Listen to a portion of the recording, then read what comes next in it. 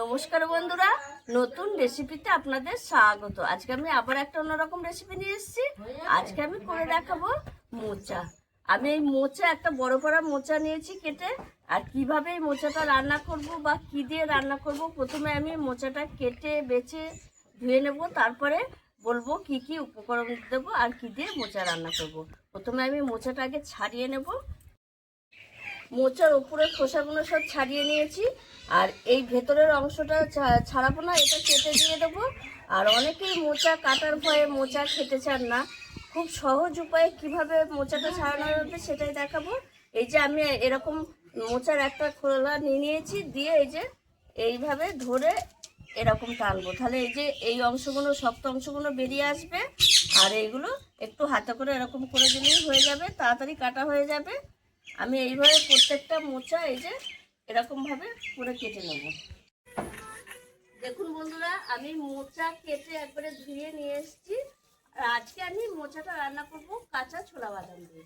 তার জন্য নিয়ে নিয়েছি আলু দেবো, আলু কেটে নিয়েছি, টমেটো কুচি, ঘি, চিনি, নুন, আদা বাটা, তেজপাতা, কাঁচা লঙ্কা, কাঁচা ছোলা বাদাম, লঙ্কা গুঁড়ো, হলুদ গুঁড়ো, জিরের গুঁড়ো, গোটা জিরে আর তেজপাতা। আর কিছু লাগবে না। প্রথমে আমি উনুন ধরিয়ে কড়াই বসিয়ে দিয়েছি, কড়াই দিয়ে দিয়েছি আমি জল। এর মধ্যে আমি দিয়ে দেবো একটু হলুদ গুঁড়ো আর সামান্য একটু লবণ দেবো, দিয়ে মোচাটা সেদ্ধ করতে বসিয়ে দেবো। মোচাটা ভাপিয়ে নেবো, তাহলে কষটা বেরিয়ে যাবে আর মোচাটা ভালোভাবে সেদ্ধ হয়ে যাবে। আজকে আমি পেঁয়াজ রসুন দেবো না, নিরামিষে রান্না করবো। পেঁয়াজ রসুন দিলে মোচা একদমই ভালো লাগে না খেতে।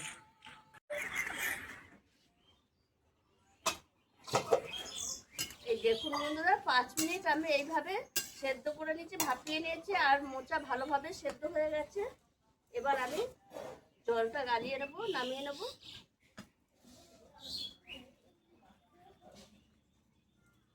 ছেঁকে নিলাম।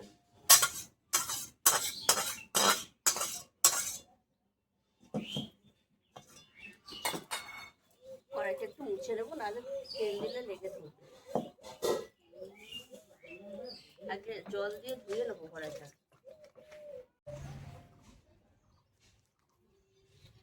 এবার আমি কড়াই বসিয়ে দিয়েছি, কড়াই গরম হয়ে গেছে। কড়াইয়ে দিয়ে দেবো আমি সর্ষের তেল।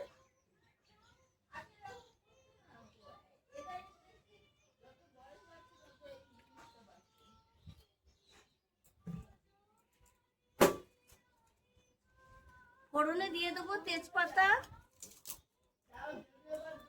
গোটা জিরে,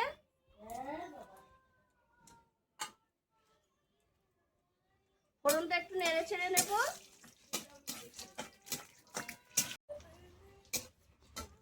ফোড়নটা নেড়ে ছেড়ে নিয়েছি। এবার আমি দিয়ে দেবো কেটে ধুয়ে রাখা আলু,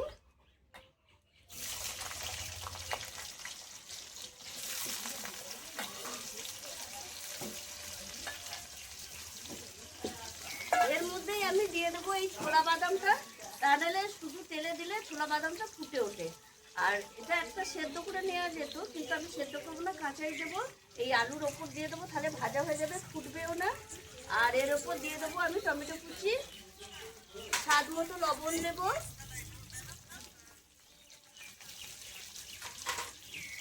হলুদ গুঁড়ো দেবো,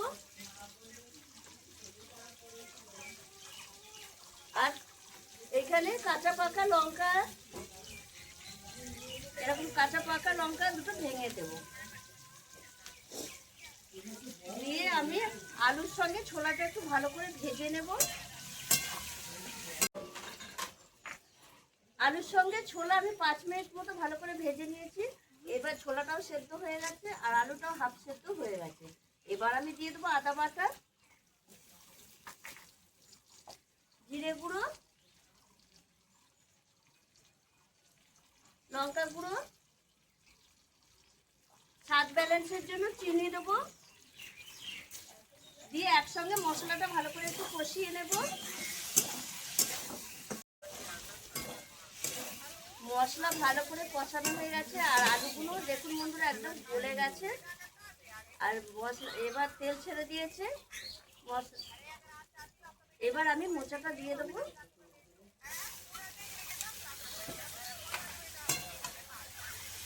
এইভাবে আমি মোচার সঙ্গে আলু ভালো করে কষিয়ে নেব।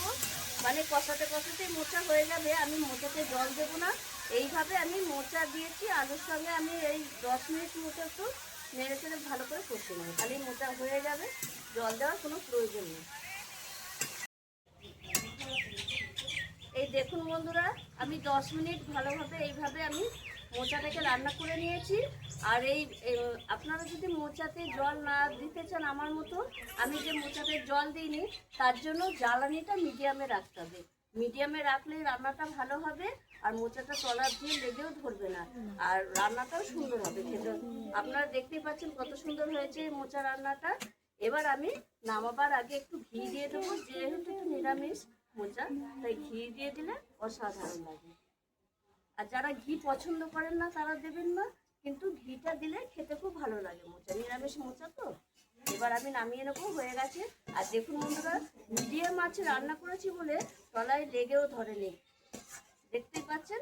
আর জ্বালানিটা বেশি দিলে তলায় লেগে ধরবে, রান্নাটা ভালো হবে না। কত সুন্দর হয়েছে, আমি যে মোচাটায় জল দিইনি বোঝাই যাচ্ছে না।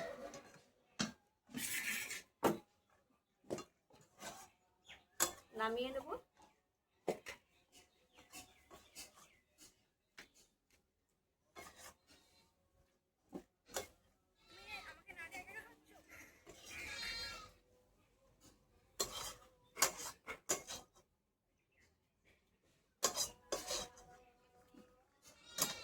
আপনারাও এইভাবে একবার মোচা, কাঁচা ছোলা, কাঁচা বাদাম দিয়ে নিরামিষ রান্না করে খেয়ে দেখুন, অসাধারণ লাগে। আর আমার এই ভিডিওটা যদি আপনাদের ভালো লেগে থাকে, তাহলে লাইক করবেন, শেয়ার করবেন, সাবস্ক্রাইব করবেন। আবার দেখা হবে আগামী ভিডিওয়। টাটা।